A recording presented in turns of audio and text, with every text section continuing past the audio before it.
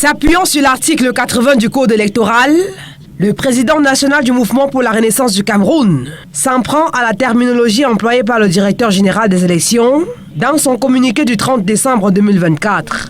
La loi dit la liste électorale nationale. Le directeur général de l'ECAM dit les listes électorales nationales.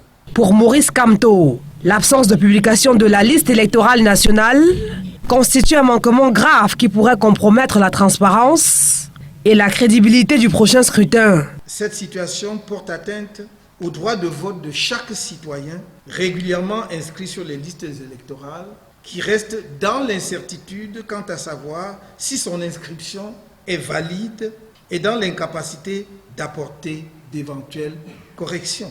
Pour corriger ce qu'il qualifie de dérive, le MRC entend mener 2 actions concrètes.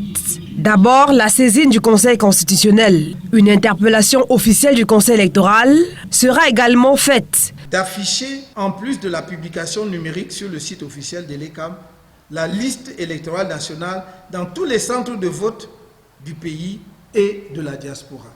De rétablir sur la liste électorale nationale les 120 000 électeurs arbitrairement exclus et dont l'annonce publique de leur réintégration avait été faite par le directeur général de l'ECAM.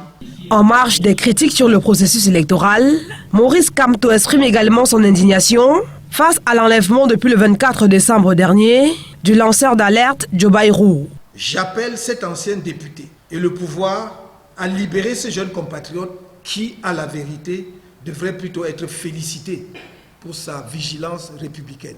L'homme politique n'a pas manqué au cours de la conférence de presse de ce 9 janvier au siège de son parti à Yaoundé de commenter les récents chiffres publiés par l'ECAM. On nous a regardé droit dans les yeux, on nous a menti.